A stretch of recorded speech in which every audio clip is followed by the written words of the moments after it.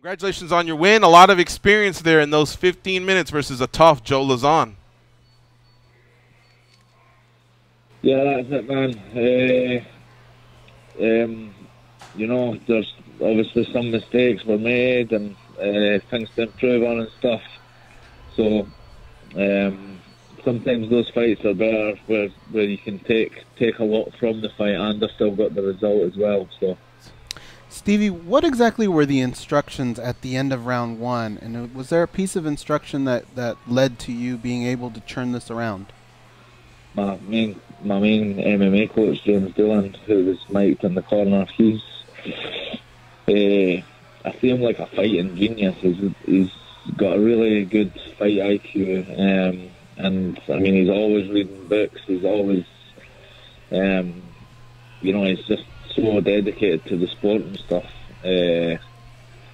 And yeah, I mean, even the game plan we came up with was all partly him as well. But he just said after round one, no more kicks. And I know I still went out and threw a kick. I should have listened a bit better, but he just basically said, right, Stevie, that was possibly, you lost that round, it was possibly a 10-8 round. We've got to win this round or whatever. I don't want you throwing any kicks. So we went out, we won the second round. And then the same again, the third round, he's like, right, you won that round, that was your round. But the first round might have been a 10-8, so we've got to win this round. What? And then he said again, no more kicks. And then I remember him saying to me, what are we going to do? And I thought he was meaning like, we've got to go out and stop him. So I turned around and said, I'm going to stop him. And then he just kind of laughed and smiled and says, no, well, he was just like, aye, that would be nice, but you're going to box him. You're going to use your hands. And then I remember thinking as well, I was like, you know what, Kim, I like fighting like that. I like, you know, come on, who's the toughest? It was one of those fights that just brought it out in me a little bit. And I thought, let's put a show on for the fans here. What would have made it so much more exciting is if he was actually throwing back. He wasn't really throwing as much back. He was just kind of covering up and taking it. But I was thinking, I need paid. I need a payday. I had 11 months off last year where I made no money.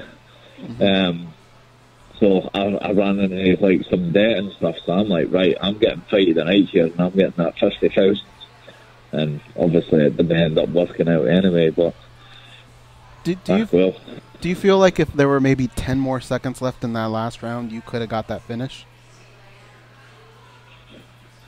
Yeah, man. To be honest, I didn't realise how tired he was until I started putting on him. And then I'm like, he is really gassed, and I feel like I could have done another few rounds. So, but yeah, even watching it back, I'm like, I should have knocked him out in the third round, should have maybe picked the shots more, but you can always say that after a fight, I should have done this and I should have done that. It's different when you're in there. But yeah, I think if there was a little bit longer, the referee probably would have stopped it. MMA Junkie Radio. MMA Junkie Radio. MMA Junkie Radio.